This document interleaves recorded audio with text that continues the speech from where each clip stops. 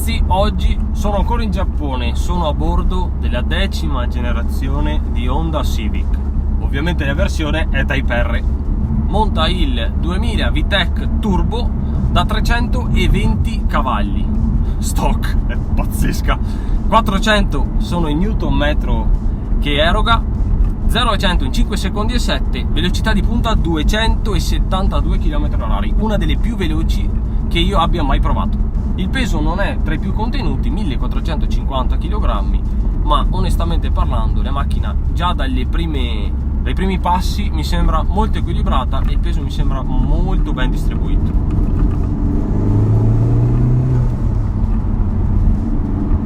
Dopo poco si capisce che Honda ha voluto mettere un propulsore all'interno del vano motore di questa Type R che non avesse paura di nessuno e non dovesse passare la testa davanti a nessun'altra auto, anche se più potente o più costosa.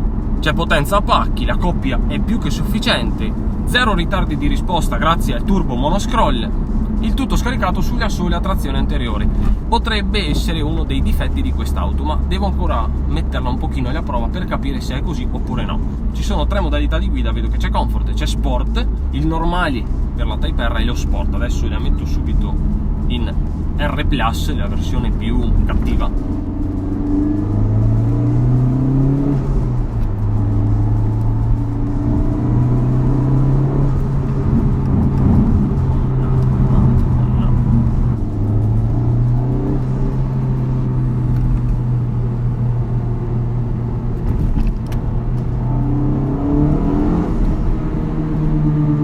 Trazione anteriore si fa sentire non poco.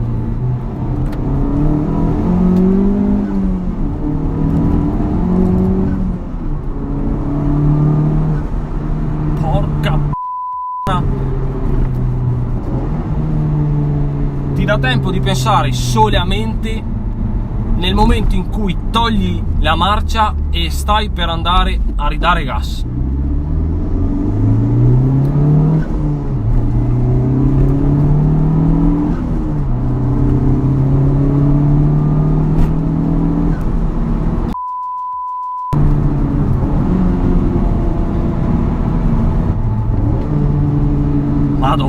Madonna che macchina, Madonna che macchina.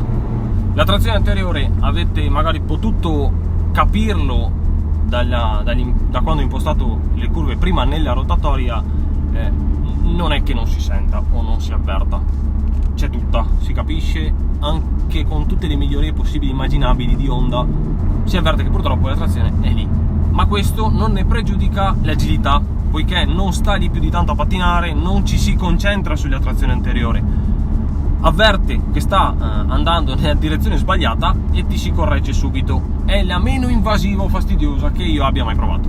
La potenza viene erogata dal 2000 VTEC Turbo da circa 4500 giri in poi fino a 7000, tira di continuo, sembra un'altra macchina. Mentre ci vai tranquillo, anche in Comfort è molto silenziosa, l'assetto non è così rigido, è una gran macchina. Poi cosa succede? Succede che poi passi la zona di limite e lì è un problema, perché la macchina cambia completamente comportamento.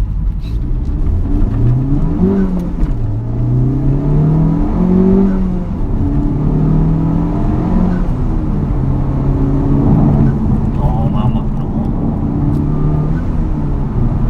Ma spero che si senta, ma che roba è? Ma no, ma Madonna, doppietta scagliata, fantastica doppietta scagliata. Ma che roba è? Precisa da far schifo.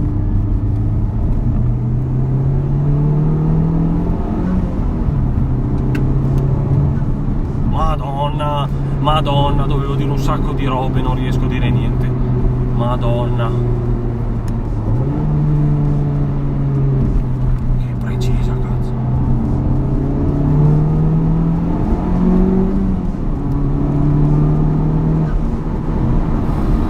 Madonna.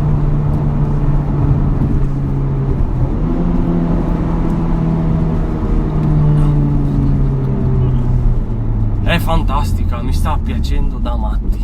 Lo sterzo è bello rigido, anche quando si sta praticamente spostando la macchina quasi ferma. Quando si sale di giri rimane rigido, e da Sport ad R Plus non ho trovato grosse differenze a livello di risposta. La cosa mi piace molto perché io personalmente preferisco gli assetti rigidi, un setup generale molto rigido, quindi per me non è un grosso problema, la preferisco. Se la sentissi un pochino più debole, un pochino più leggera, non sarei così felice e non mi sentirei a mio agio, perché la macchina ha tanta potenza e la scarica tutta davanti, non puoi togliere la mano dal volante ed è manuale, quindi la Type R puoi averla solamente con cambio manuali a 6 rapporti. Il cambio è tipicamente Honda, tipicamente giapponese, pochissimo ritardo di risposta.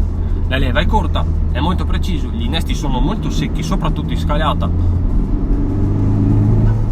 però è godibilissimo, è un piacere guidarla e ti senti partecipe della guida, ti dà un feeling unico. Quando la stai guidando ti trasferisce completamente addosso le sensazioni che la macchina avverte, quindi diventi al 100% partecipe della guida che stai mettendo in pratica.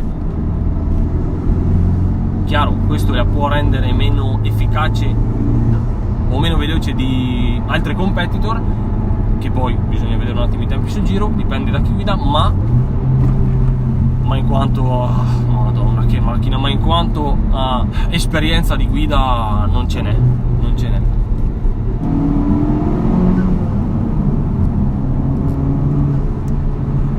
Esteticamente è clamorosa, non ho mai speso così tanto tempo a fare le riprese esterne, è una macchina della Madonna, dal frontale al posteriore è tutto uno spigolo, tutta un'insenatura, il che è utile sia per l'estetica perché è estremamente cattiva, è una delle più cattive a guardarla, insomma è cattiva anche da ferma, anche da spenta, ma la cosa è molto funzionale perché è votata tutta come pro aerodinamica.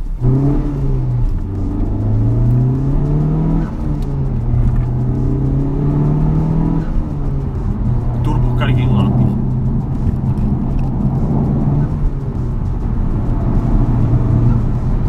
Ti ritrovi fuori limite in un secondo, è fulminea, è probabilmente l'auto più veloce, più istantanea che ho provato fino ad oggi, è una roba incredibile, ti catapulta a una velocità che è veramente pazzesca, è super precisa, è un anteriore, era l'unico dubbio che avevo, non è così lontano il fastidio della trazione anteriore, c'è, si sente tutta, però neanche che sia una macchina che ne soffre appieno come tutte le altre, diciamo, come ho detto, come tutte le altre.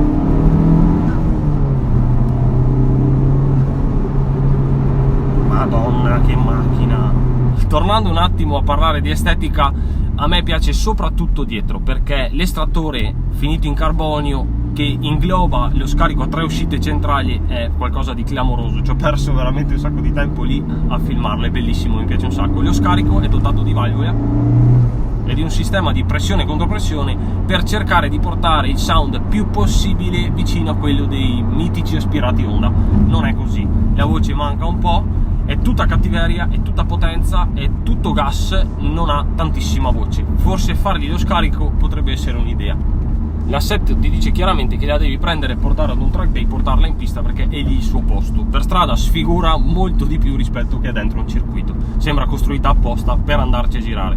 Tornando a parlare di peso, le due barre antirolio presenti permettono di spostare benissimo il carico anteriore e posteriore andando a sopperire il problema della trazione. Montacerchi da 20 pollici su pneumatici 2,45-30.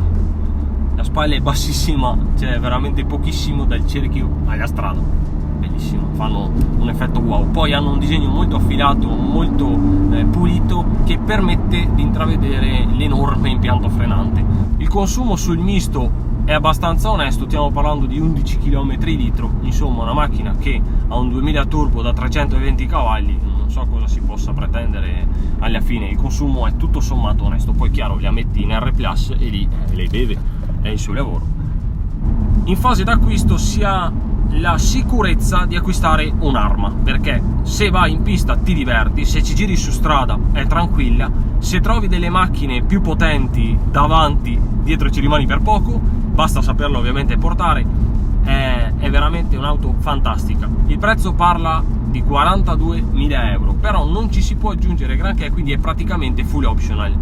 È una macchina che la prendi e te la guidi, punto.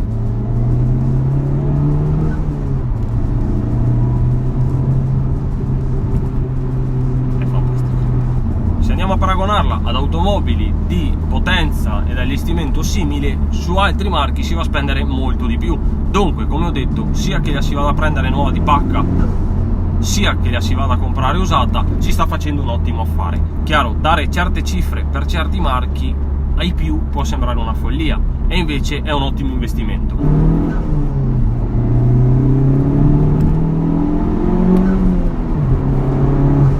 Ragazzi miei, ma chi scende più? Ma chi scende più? È un'auto fatta per abbattere il tempo sul giro. Questa è la sua definizione migliore che posso dare. Ha quella serietà tipicamente orientali, nonostante sia estrema all'esterno, attiri l'attenzione da morire. È un'auto che non lascia grossi spazi alle imperfezioni e soprattutto non è necessario impegnarsi così tanto per correggerla. È perfetta così.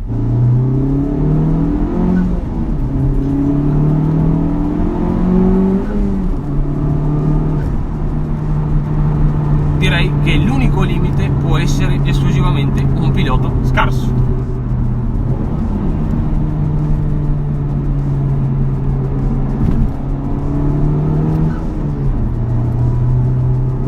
Impegnativa. In scagliata è molto rigido il cambio, molto